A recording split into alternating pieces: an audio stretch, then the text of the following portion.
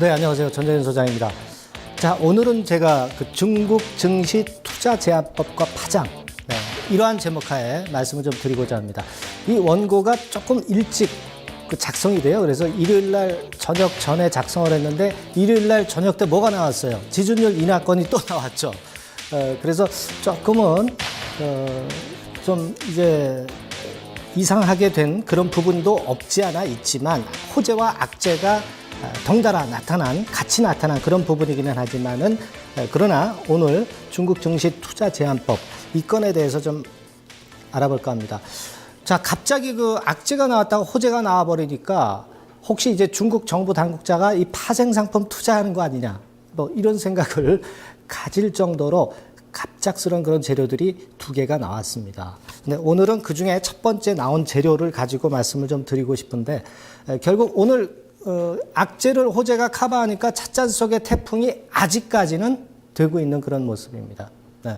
자, 그러나 그 투자 제한법이 나왔을 때 중국 투자가 심정들이 어땠겠습니까? 여기 그 아주머니가 중국 증시 객장에서 기도하고 있는데 기도하는 심정이셨을 걸로 봅니다. 근데 다만 이제 일요일 날 구세주가 또 다른 건의 재료가 나오면서 그것이 다시 이제 유야무야된 그런 상황입니다. 자, 그래서 증시 투자 제한법이라고 제가 서두를 말씀을 드렸지만은 우산 투자 신탁을 금지하는 거죠. 그 건이 그 내용의 실체입니다. 그리고 공매도를 확대하는 겁니다. 그런 부분인데 이 부분을 한번 알아볼까 합니다. 자, 기사가 이렇게 나왔죠. 우산 신탁을 이용한 마진 거래를 금지하기로 했다. 마진 거래라는 거는요. 우리도 그런 게 있죠. 증거금 정도만 내고 주식을 살 수 있는 거죠. 근데 이 마진 거래 폭이 우산 신탁 같은 경우는 굉장히 크기 때문에 그게 바로 문제가 되는 것이고요. 그리고 펀드 매니저들이 공매도를 할 수 있도록 허용하는 그런 건의 제도가 나왔고, 그리고 종목 수도 확대하는 그런 건의 발표가 나왔었던 그런 부분입니다. 그러니까 이 우산 신탁이라는 게 쉽게 생각하시면은요, 우리도 그런 게 있죠. ABS나 ABCP, 그러니까 자산담보부 신탁증권, 어떤 자산을 빌미로 그걸 신용으로 해서 발행하는 증권, 이렇게 보시면 될 거예요. 네. 자, 마진 거래는 제가 좀 전에 말씀을 드렸지만은 증거금을 증권회사에 예탁하고 주권을 차입하여 매매하는 것. 그러니까 우리 시장도 그런 게 있죠. 근데 이 폭이 문제가 되는 거죠. 레버리지 폭이 상당히 크고 말하자면 이제 쉽게 얘기하면 이제 신용이나 미수 거래다. 이렇게 보시면 될 겁니다. 예. 그런 건이 너무 급증을 하다 보니까 그리고 공매도는 정체돼 있다 보니까 공매도를 살려줘서 주가를 누르고 신용 거래를 억제하겠다는 중국 정부 당국의 의지다. 이렇게 쉽게 보시면 됩니다. 그래서 관련 기사가 나왔는데 이게 더벨이라는 그 잡지에서 예전에 미리 나왔었던 재료기는 합니다. 300%까지 레버리지를 허용하는 게 바로 우산 신탁이라는 큰 내용이에요. 예.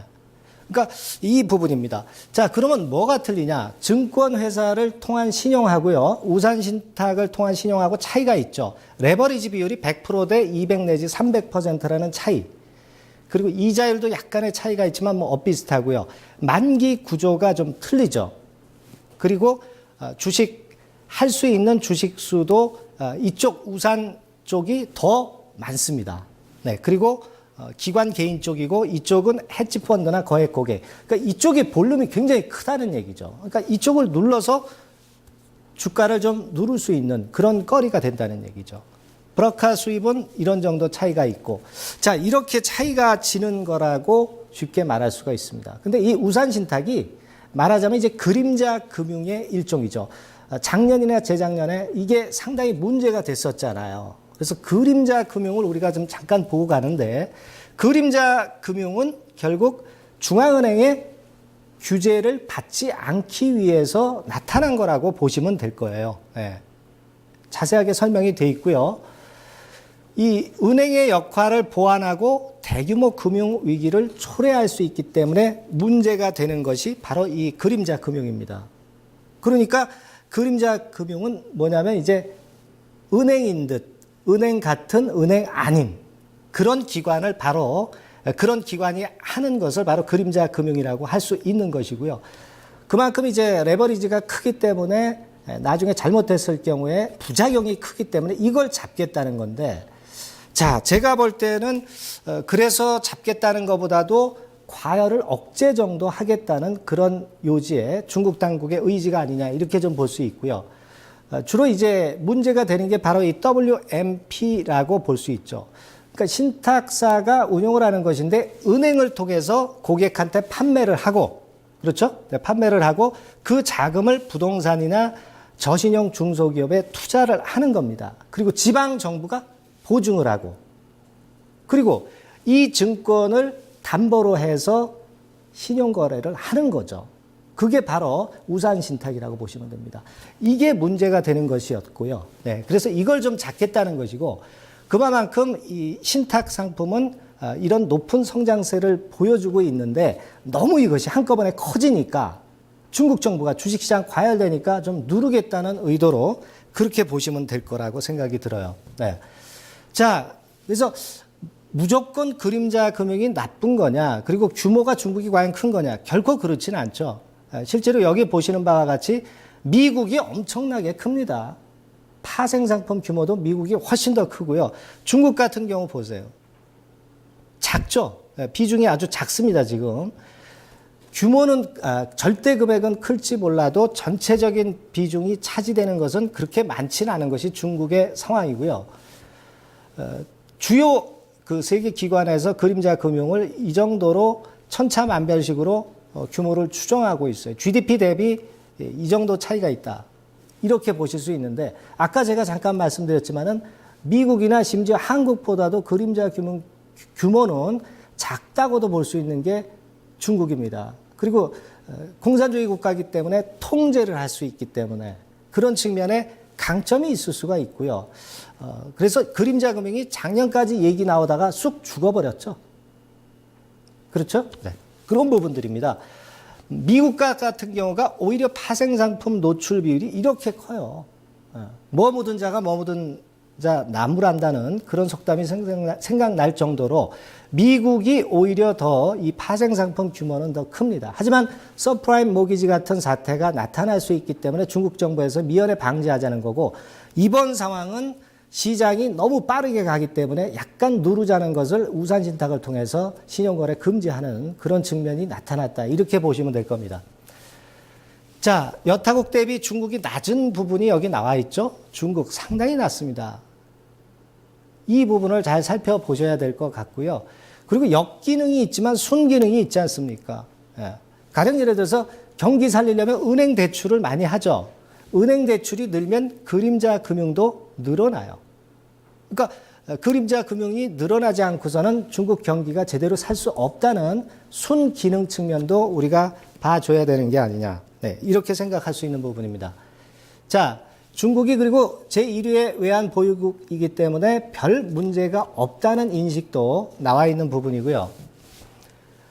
최근에 보니까 이거 저희 이토마토 기사입니다만은 2월 달에 융자 규모가 감소했고 성장세는 둔화됐다는 것이 객관적으로 나왔고요. 이제는 많이 잡힌 부분이다, 이렇게 보실 필요가 있습니다. 자, 그래서 어제 갑자기 그 얘기 나왔다가 지준율 인하하는 건의 재료가 나오기 전에 시장 지키기 위한 것이다라는 기사가 떴었죠. 그리고 나서 이제 지준율 건이 재료가 뜬 겁니다. 그래서 너무 급락할 것 같으니까, 선물 시장이 너무 급락해버리니까 중국 당국에서는 지준율 인하권의 카드를 갑자기 또 어저께 발생시킨 거죠. 자, 책 포인트입니다. 그러니까 그림자 금융의 규제 목적은 아닙니다, 지금이. 그죠? 네, 지금이 결코 그런 건 아니고.